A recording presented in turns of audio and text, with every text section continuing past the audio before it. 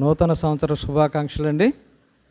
మరి రాత్రి watch night సర్వీస్లో మనం అందరం పాల్గొని దేవుని మాటలు మనం విన్నాం. దానికి కొనసాగింపుగా మరలా ఇప్పుడు మనం కూడుకుని 2025 సంవత్సరం మనకి దేవుడు అనుగ్రహించాడు అన్నమాట. ఈరోజు చూడలేనటువంటి అనేక మంది ఉన్నారు. అనేక మంది ఈరోజు చూడలేని వారుగా ఉన్నారు. మనమైతే మరి దేవుడు మనకు అనుగ్రహించిన కృపను బట్టి ఈరోజు ఇక్కడ మనం మందిరంలో ఉన్నాము. అది మన గొప్పతనం కాదు, మన నీతి కాదు, మన యొక్క ఏదో అనుకోవచ్చు. కానీ అది ఎంత ఏంటంటే దేవుని కృప అనమాట. దేవుని కృపను బట్టి మనం 2025 సంవత్సరం మొదటి రోజుకి ఇటు రీతిగా హెర్మోను మందిరంలో సంఘముగా కూడి దేవుని నామాన్ని ఆరాధించడానికి మనకి సమయం ఇచ్చారు దేవుడు. ఈ సమయంలో కొన్ని మాటలు మీకు చెప్పాలని ఆశపడుతున్నాను. మీకా గ్రంథము 767 పేజీ. మీకా గ్రంథము 7వ అధ్యాయము 11వ వచనం అందరం కలిసి చదువుకుందాం. మీకా గ్రంథము 7వ అధ్యాయము 11వ వచనం అందరం కలిసి చదువుకుందాం. నీ గోడలు మరలా కంటించు దినము వచ్చుచున్నది, అప్పుడు నీ సరిహద్దు విశాలపరచబడును. ప్రార్థన చేసుకుందాం. ప్రేమ నమ్మకం గల మా ప్రియ పరలోకపు తండ్రి, మీ ఘనమైన నామానికి లెక్కలేని స్తుతులు స్తోత్రమునైనా ప్రభువా, 2024 సంవత్సరం అంతటిలోనూ మీ కాపుదల భద్రతలో ప్రభువా నన్ను మా సంఘాన్ని నడిపించిన మీ ప్రేమ కొరకే స్తుతులు స్తోత్రమున. ఇటు రీతిగా ప్రభువా 2025 సంవత్సరం మొదటి రోజు మీ మాటలు వినాలని ఆశపడుతుండగా మాకు ఇచ్చిన లేఖన బానగాన్ని మీరే దీవించమని యేసు పరిశుద్ధ నామమున మిక్కిలి వినయంతో బ్రతిమాలు వేడుకుంటున్నాను తండ్రి, ఆమేన్. ఈ లేఖన భాగాలు ఏంటంటే మీకా ప్రవక్త తన అనుభవం చెప్తున్నాను అనమాట.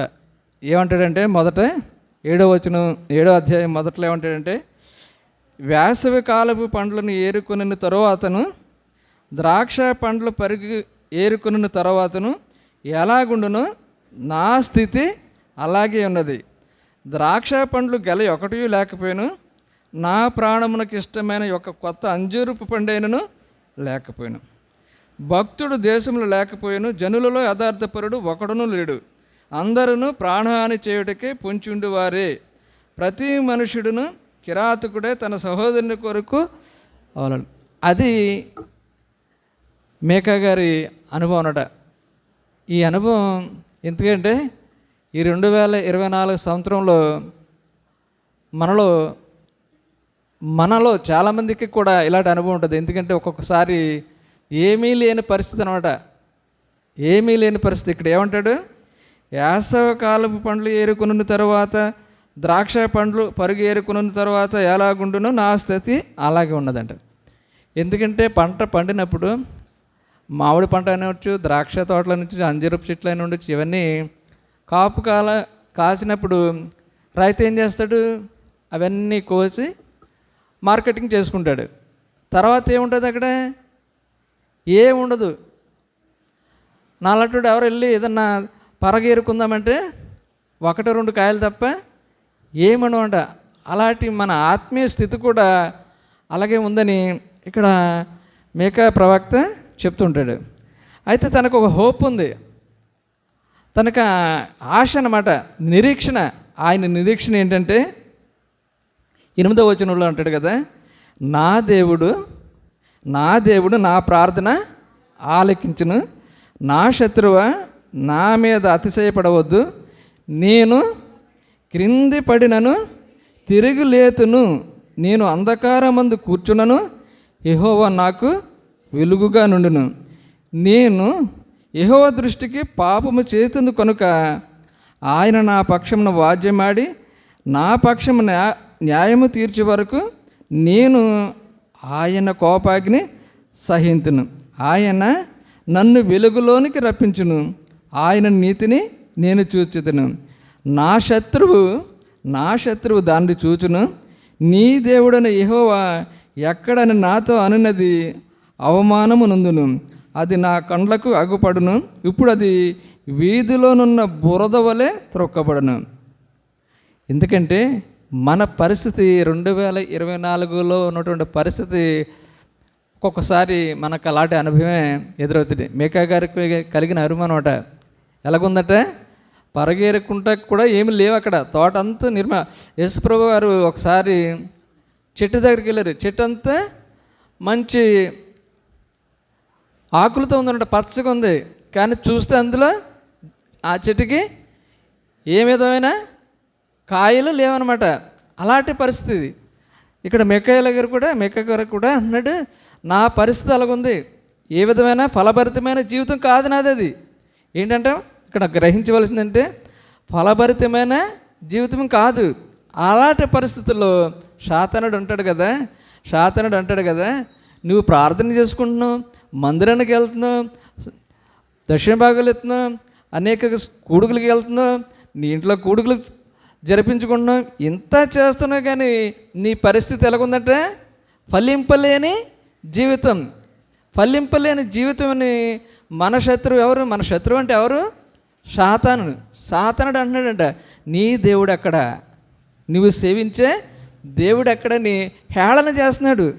అలాంటి స్థితిలో ఉన్నప్పుడు అంటున్నాడు అనమాట. ఇక్కడ అతను నిరీక్షణ చెప్తున్నాడు, నా దేవుడు నా ప్రార్థన ఆలకించును, నా శత్రువ నా మీద అతిశయింపవద్దు, నేను క్రింది పడి నన్ను తిరిగి లేతును, నేను అంధకారమందు కూర్చునను, యెహోవా నాకు తోడుకును. అదే మీకా గారి యొక్క నిరీక్షణ. అలాంటి నిరీక్షణ మనం కూడా కలిగి ఉండాలి.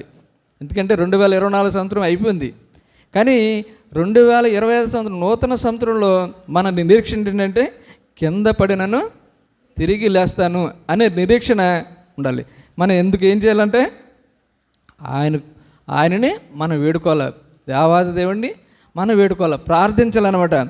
అప్పుడు మనకేమవుద్దట 11లో, నీ గోడలు మరలా కట్టించి దినము వచ్చుచున్నది, అప్పుడు నీ సరిహద్దులు విశాలపరచబడిన. ప్రియమైన వాళ్ళారా, మనం ఏ స్థితిలో పడిపోయినా దేవుడు మన పక్షంగా వాద్యమాడువాడుగా ఉన్నాడు. కాబట్టి ఈ నూతన సంవత్సరంలో 2025 సంవత్సరం మనం ఆ నిరీక్షణ కలిగి ఉండాలి. ఆ నిరీక్షణ కలిగి ఉన్నప్పుడు మీకా గారి వల్ల ఏమనుకుంటారు, నీ గోడలో మరలా కట్టించే దినము వచ్చుచున్నది. ఈ 2025 సంవత్సరం మనం ఏదైతే కోల్పోయామో మన పరిస్థితిని ఆత్మీయంగాని భౌతికంగా కానీ మనం ఏమైతే కోల్పోయామో అవి మరలా కట్టించబడతాయి అన్నమాట. అదే అంటే నీ గోడలు మరలా కట్టించి దినం వచ్చుచున్నది, అప్పుడు నీ సరిహద్దులు విశాలపరచబడి. ప్రియమైన వారలారా, మన యాత్రా జీవితంలో అలాంటి నిరీక్షణ ఈ 2025 సంవత్సరంలో కలిగి ఉండాలని మనకి ఈ లేఖనం ద్వారా తెలియజేస్తుంటారు. దేవుడి కొద్ది మాటలు మన వినికుడులు దీవించును గాక. ఆమేన్.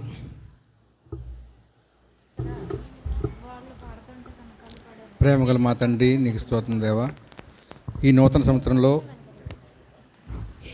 మేము నీ యందు విశ్వాసముతో నీ ద్వారా బలపడులాగున కృప చూపుము. మేము అంధకారంలో కూర్చున్నాను, నీవు మాకు వెలుగుగా ఉన్నావు,